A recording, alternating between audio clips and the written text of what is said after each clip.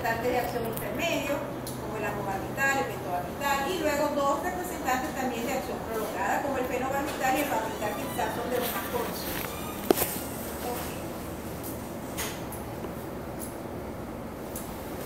Mecanismo de acción. Con las benzodiazepinas, ¿qué terminamos concluyendo entonces? El mecanismo de acción de las benzodiazepinas, ¿cuál es? Ajá, pero es potenciar la acción inhibitoria del ácido gamma-aminobutírico, ¿verdad? Del GABA. ¿De qué manera lo hacía? Aumentando la apertura del canal electroventral, se abre más el aumenta o incrementa el número de veces que ese ionóforo de cloruro, esas puertas del canal del cloruro, se abren. ¿Para qué? Para que en cada apertura de esas entrase entonces cloruro al interior de la neurona y la mantenga hiperpolarizada. En el caso de los barbitúricos no tienen un solo mecanismo de acción como el caso de las benzodiazepinas, sino que se habla de que tienen varias formas de actuar. Todas se dan, que todas esas formas de actuar de los barbitúricos ocurren. De allí que estos compuestos, en comparación con benzodiazepinas, son menos selectivos en cuanto a sus acciones. Tú con las benzodiazepinas puedes prever que si das el medicamento vas a obtener determinada respuesta. Claro, dependería también de la respuesta psiquiátrica del paciente, que de repente ahí hay una respuesta que no esperábamos y se presentó, pero ya esos son casitos a un lado. En el caso del barbitúrico ya no, tú administras el fármaco, pero puedes obtener varias respuestas simultáneas, varios efectos de depresión, todos a nivel del sistema nervioso central. Debido a que los barbitúricos no tienen nada más un mecanismo de acción, sino en varias formas cómo van a actuar. Uno de los mecanismos por los cuales, por supuesto, se están estudiando es que facilitan la acción inhibitoria del GABA. Volvemos otra vez con el ácido gamma-aminobutírico. Pero en este caso, como vamos a ver aquí, también se está potenciando la acción del neurotransmisor inhibitorio GABA, pero lo hace por una forma un poco distinta. Recuerden el esquemita que yo les colocaba aquí, ¿verdad? Ese complejo supramolecular del que habíamos hablado anteriormente, con las benzodiazepinas. Nuevamente tenemos aquí nuestro receptor para las benzodiazepinas, como lo habíamos estudiado, con sus puntos de unión, y lo que ella provoca va a unirse al receptor, ¿verdad? Aumentando la afinidad de ese neurotransmisor GABA por su receptor, y de esa manera aumentando el número de veces que ese ionóforo de cloruro se abre para que entre el cloruro y mantenga la neurona hiperpolarizada. Ok, ahora con los barbitúricos, en ese mismo complejo supramolecular, solo que ubicado a nivel de otra de las subunidades del receptor GABA-A, recuerden que nuevamente es con nuestro receptor GABA-A, ¿ok? El barbitúrico también tiene su punto de unión y su receptor, y en estas circunstancias, él también aumenta la afinidad del GABA por su receptor, ¿ok? Y se abre este ionóforo de cloruro. La diferencia entonces entre benzodiazepinas y barbitúricos, ¿cuál es? Que con la benzodiazepina decíamos que aún incrementa el número de veces, o sea, la frecuencia con que se apertura ese canal de cloruro. En el caso de los barbitúricos, lo que se hace es prolongar el tiempo en que en cada apertura se dé. Entonces se abre esa compuerta, la aguanta allí más tiempo abierta, y en todo ese tiempo está entrando cloruro a la neurona, manteniéndola hiperpolarizada. O sea, al final vamos a tener el mismo efecto de hiperpolarización de la neurona, pero digamos de dos maneras un poco distintas. Entonces estamos claros en la diferencia pequeña o grande que hay con los dos tipos de drogas, ¿verdad? De los dos compuestos. Ok.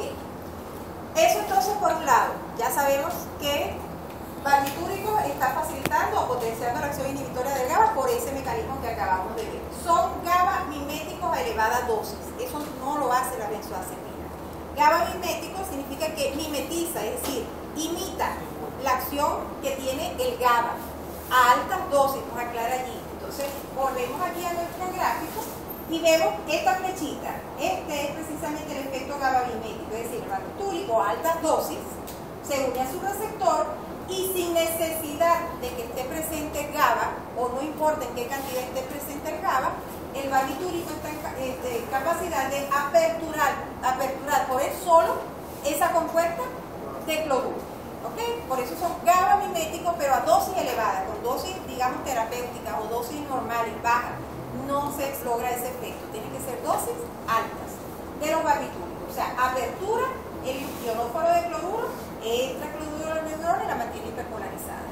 Ese es el efecto GABA-pimético. La benzodiazepina para actuar, todo lo contrario. Si no hay GABA, ella no actúa. Ella, porque sí requiere la presencia de ácido gamma-aminobutírico para lograr su efecto ansiolítico, el efecto por el cual estamos utilizando.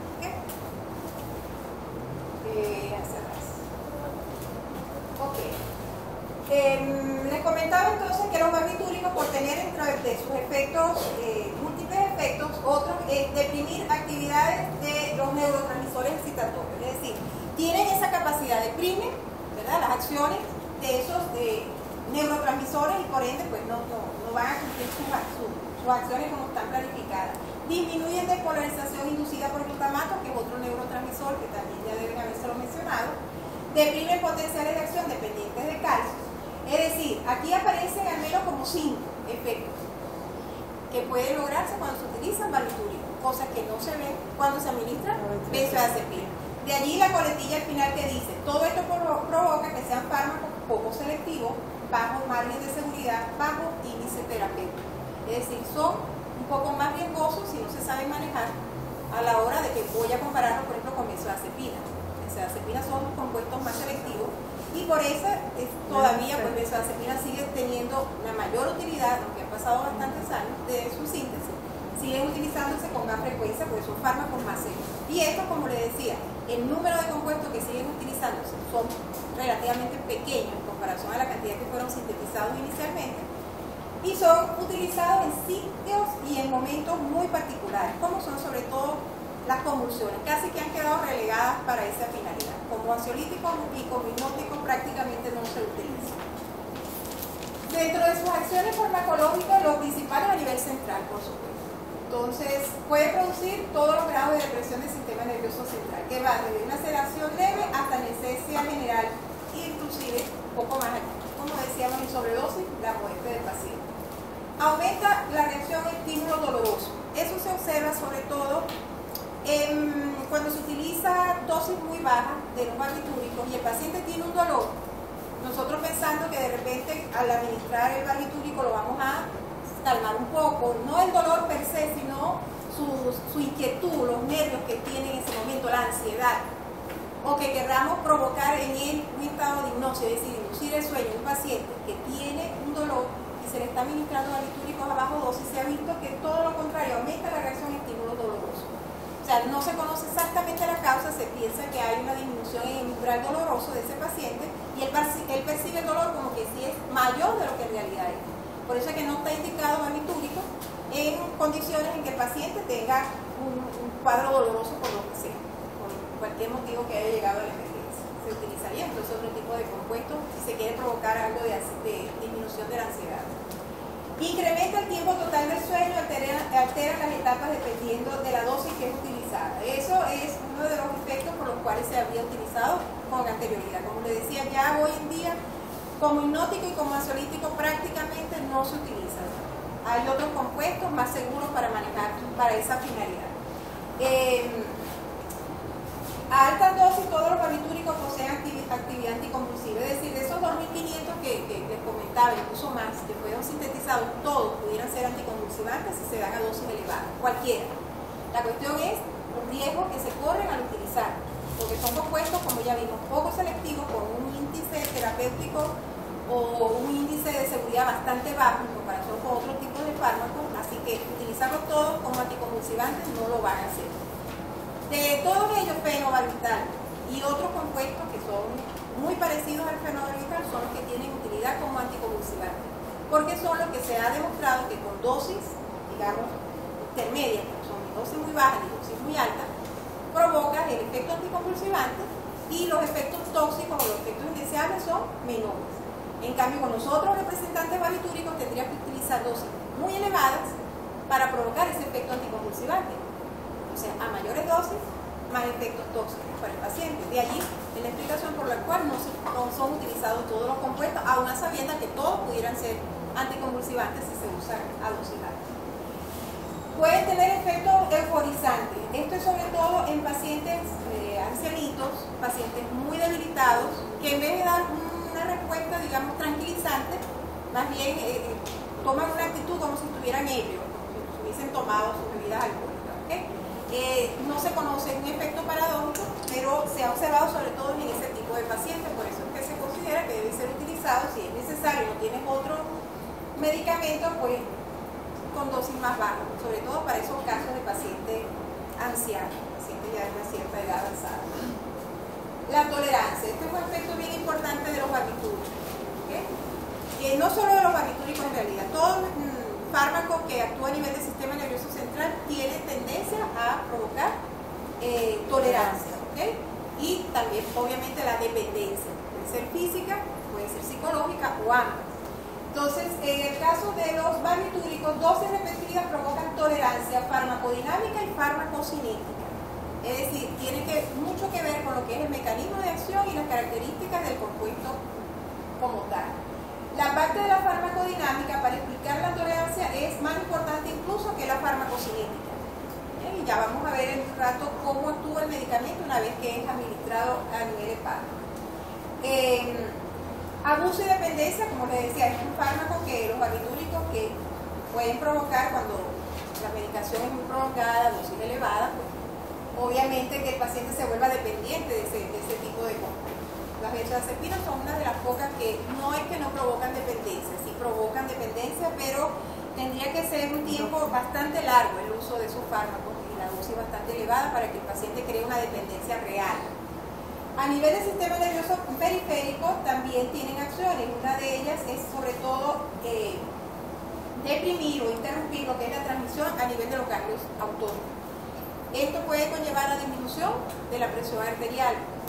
¿Y cuándo se ve? Sobre todo cuando se usan viendo venoso, sobre todo cuando se administra rápido. ¿Okay? Viendo venoso rápido pudiese entonces presentarse eso, disminución de la presión arterial en los pacientes, la hipotensión. A nivel respiratorio, generalmente si el paciente tiene, digamos, todo lo que es la parte respiratoria funcional, bien, previo a la medicación, pues no vas a tener mayor cambio utilizando barbitúricos. Estamos hablando en dosis terapéutica, lo que se usa normalmente para, aunque sepamos que no se usan en la actualidad como ansiolítico, pero vamos a decir que lo estamos usando como ansiolítico, como hipnótico, como anticonvulsivante, pero lo estamos usando en las dosis que corresponden para cada caso, no debería haber mayor problema a nivel respiratorio, ¿okay? Ni cardíaco, nada que ver. Ahora, si ya estás hablando de un paciente que tiene una predisposición, ya tiene un antecedente, ya sea a nivel respiratorio o a nivel cardíaco, entonces junto con esta administración de fármacos, ahí sí pudiésemos ya conseguir algún tipo de alteración, como disminución del impulso respiratorio, disminuir lo que son los mecanismos encargados del ritmo respiratorio normal, o sea, ese proceso de inspirar, expirar, expirar, a dosis altas ya, la forma ya más extrema, sí se puede suprimir lo que es el impulso neurómino, el impulso hipóxico, ¿okay? Pero entonces, reitero, esto es en condiciones donde el paciente ya tiene algún antecedente, tiene algún cuadro respiratorio descompensado y con esto lo estamos exacerbando aún más. El laringoespasmo, esto es una de las complicaciones, igual que la tos, hipo, se puede presentar en un paciente, sobre todo los que van a ser sometidos a anestesia con tiopental. Se ha observado, los anestesiólogos por lo general, ellos están pendientes cuando usan tiopental, utilizan varios tipos de compuestos obviamente, pero en este caso particular que estamos hablando del tiopental, uno de los efectos indeseables que pudiera presentarse durante el acto quirúrgico es laringoespasmo. Pero eso pues ya los anestesiólogos están pendientes que eso puede ocurrir con ese tipo de fármaco y toman las previsiones del caso, previo a que pudiera presentarse. Pero a nivel cardiovascular, igual que lo que les decía ahorita para la parte respiratoria, si no hay un tipo de antecedente en ese paciente de tipo cardíaco que nos diga, no, hay que tomar entonces estos fármacos con cautela, porque el paciente tiene una descompensación cardíaca, si no hay otra alternativa y lo único que tenemos es barbitúrico, bueno, saber manejarnos con eso. Entonces, al administrarse por vía oral dosis sedante, es decir, dosis indicadas como un sedante o como un hipnótico, no producen efectos importantes. Si acaso puede disminuir un poco lo que es la frecuencia cardíaca, puede disminuir también un poquito lo que es la presión arterial, lo mismo que ocurriría cuando uno duerme. Cuando estamos dormidos, nuestra frecuencia cardíaca y nuestra presión arterial tienden a bajar en límites fisiológicos. Igual, esos serían los límites que pudiesen bajar la frecuencia y la presión arterial en caso de utilizar barbitúricos biorales. ¿Okay? Ahora, si se administran por vía venosa, en el caso del tiopental como anestesia, anestésico o el fenobarbital que decíamos hace un rato endovenoso para un estatus convulsivo. Y si el paciente de por sí tiene ya un antecedente de insuficiencia cardíaca congestiva o shock hipovolémico o está recibiendo fármacos que disminuyen la volemia en ese paciente, eso sí ya son situaciones que cuando yo vaya a dar ahora un barbitúrico en ese paciente tengo que tomarlas en cuenta, porque allí sí la cuestión se me puede complicar y ya puedo tener entonces ya nada más una disminución de la frecuencia cardíaca, no, ya la cuestión puede ser mayor. Disminución del gasto cardíaco, puede disminuir el flujo plasmático hacia el riñón, ok, eso va a traducirse en qué cosa, en oliguria o disminución del flujo del filtrado glomerular, etc. Disminuye también el flujo sanguíneo a nivel cerebral, deprime la contractilidad cardíaca. Para que se llegue a este nivel, las dosis que debe recibir el paciente son sumamente elevadas, incluso dosis superiores a las que se necesitan para inducir la anestesia. Es decir, que con una dosis como ansiolítico, como hipnótico, no vas a llegar nunca a una paralización, digamos, del movimiento cardíaco. ¿Okay? A nivel digestivo, disminuye lo que es el tono y la amplitud de las contracciones gastrointestinales. Aquí a nivel hepático era lo que yo les comentaba hace un ratico, que aquí sí nos íbamos a detener un poquito más, en el sentido de que precisamente recuerdan esa parte de la tolerancia que decíamos que puede ser farmacocinética o farmacodinámica, y que la farmacodinámica precisamente es más importante para explicar lo que es la parte de por qué se da la tolerancia y por qué a veces tú tienes que incrementarle la dosis al paciente, porque el rollo de todo esto es que el paciente te llega de repente quejándose de insomnio, tiene problemas para dormir. Entonces, bueno, llegamos a la conclusión que vamos a darle determinado representante barbitúrico a ese paciente porque, bueno, reúne las condiciones para darle ese medicamento. Ok, se le indica a una determinada dosis, el paciente comienza a utilizarla todas las noches y resulta que está feliz porque está durmiendo bien. Antes ya estaba que no dormía casi nada, dormía 1 o 2 horas, se despertaba, ahora no, ahora de repente duerme sus 6 horas tranquilito toda la noche y amanece relajadito, tranquilo, etc. Ya cuando va para la primera semana, la segunda semana de tratamiento continuo, ya la cuestión empieza a cambiar. Entonces pasó de estar durmiendo sus 6 horas, o yo digo 6 horas por decir algo, una cantidad de horas que para el paciente pues era aceptable como horas de descanso. Ahora de repente ya está durmiendo 4 horas o está durmiendo 3 horas. Entonces vuelve a tu consulta y te dice, doctor, no sé qué pasa, al principio yo estaba chévere, durmiendo bien con el tratamiento que usted me dio, pero ahora resulta que otra vez estoy con el mismo problema, duermo, me despierto, duermo 2 horas, ya después no duermo, etcétera, etcétera. Precisamente viene de esa parte de la tolerancia farmacodinámica, ¿okay? Porque cuando le damos barbitúricos al paciente, esos barbitúricos se combinan a nivel hepático con todas aquellas enzimas que tengan citocromo P450. Y de esa unión se genera un incremento en la actividad de las enzimas microsomales hepáticas. Las enzimas entonces incrementan no solo en cuanto a la cantidad, sino a la intensidad de sus actividades y empiezan a degradar con bastante intensidad al propio barbitúrico y a otros compuestos que puedan estar en el organismo en ese momento. Compuestos que puedan ser producidos por el organismo o otros medicamentos que tú le estés administrando al paciente por otras enfermedades. Entonces, de esa degradación o esa aceleración en la degradación del propio barbitúrico que le estás administrando, ¿qué se traduce? Que el tiempo de acción del barbitúrico ahora va a ser menor. Entonces, antes actuaba una cantidad de horas, pero ahora resulta que no, porque ya fue degradado, o se está degradando con más velocidad, y el tiempo total de acción del fármaco barbitúrico va a ser más corto. Obviamente, el paciente, ¿en qué se traduce eso? Va a dormir menos horas. Y de allí su queja. ¿Qué es lo que hace el médico? Ah, bueno, de repente empieza a incrementar otra vez un poquito la dosis, porque eso es lo que se hace cuando hay tolerancia. Incrementan un poco la dosis, ¿ok? Y vuelves a ver una buena respuesta. Pero ¿hasta cuándo tú puedes estar incrementándole la dosis al paciente para que siga cumpliendo esa acción positiva por la cual fue que se le indicaste a él? Ahí es que viene la decisión de cambiar por otro fármaco, depende de las características y de cómo se está presentando la situación en ese paciente. Entonces, como les comentaba, los barbitúricos, al inducir la velocidad de síntesis de esas enzimas microsomales hepáticas, aceleran no solo su propia degradación, sino la de otros compuestos, por ejemplo, el mismo etanol, los hipnóticos y compuestos que incluso son sintetizados en nuestro organismo, como los esteroides, colesterol, sales miliares, la misma vitamina K, la vitamina D. Si todos estos compuestos se disminuye su tiempo total de acción o de vida, ¿okay? Por ese proceso de tolerancia farmacodinámica. Dora, una pregunta. ¿Eso sería farmacocinética? Porque la transformación es farmacocinética. Es farmacocinética ¿Y transformación? y o transformación. Sí.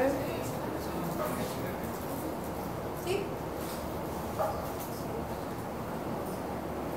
¿Sí? Sí, estoy seguro que es farmacéutica. ¿Seguro? Sí. Entonces farmacocinética. Sí, sí, sí. Yo estaba ahí, pero la parte de la degradación como tal, ¿ok? En ese sentido sí tiene que ver con la explicación de la tolerancia, ¿ok? Es por la unión precisamente de los barbitúricos con esas enzimas microsomales hepáticas que están a nivel de lo que es todos los retículos endoplácnicos lisos. Claro, lo que queda es que hacer efecto. ¿Ah? Verá cómo ocurre eso, queda poca droga y eso es como Es lo que- que va a hacer. No, la droga como tal, obviamente, tú acortas el tiempo de acción del fármaco, obviamente el porcentaje del fármaco activo para lograr el efecto hipnótico o ansiolítico anticonvulsivante tiene que ser menor. Porque ya todo lo demás ha sido degradado en metabolitos, que algunos de esos metabolitos inclusive pudiesen tener actividad, sí pueden tener actividad. Recuerden que con la benzodiazepina decíamos igualito, o sea, se forman esos metabolitos intermedios, ¿okay? Activos y los cuales prolongan el tiempo de acción del compuesto. En este caso también hay formación, no en todos los representantes, pero en algunos de ellos se forman metabolitos que son también activos y que tienen esa misma actividad ansiolítica, anticonvulsivante por la que la estén utilizando. Entonces, bien que me aclaraste porque estoy repitiendo como lorito el mismo tema. Sí, porque a veces se conecta y me quedo grabada con una palabrita y esa es la que tengo ahí, va saliendo, va saliendo. Qué bueno que te diste. Ok. Lo que les comentaba también con benzodiazepina ocurre igual con esta. Todos los depresores del sistema nervioso central, la combinación con otros fármacos depresores no debería darse habitualmente. Debemos evitar combinar fármacos. Y cuando digo combinar, usar simultáneamente fármacos que sean depresores del sistema nervioso central, porque lo que hace es potenciar la acción de este con el otro depresor del sistema nervioso.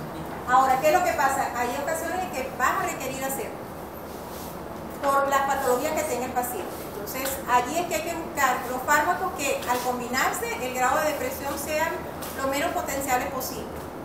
Es la parte de las interacciones medicamentosas, o sea, ver con cuál pudiera utilizarlo que aun a sabiendas que provoca depresión, el grado de depresión no sea tan dañina para ese paciente. ¿Okay? Porque cuando hablamos de depresión, ¿qué es lo que hablamos? Un compuesto que te va a alterar a ti tu forma normal de actuar, es decir, tu trabajo, tus actividades diarias. Entonces, si tú realizas un trabajo fino, de parte de cirugía, o eres un relojero que tienes que manejar esas piezas mínimas a la hora de ensamblar un reloj, esas son, digamos, actividades muy finas que requieren un alto porcentaje de concentración. Cuanto más deprimido esté el paciente, esas actividades las va a entorpecer.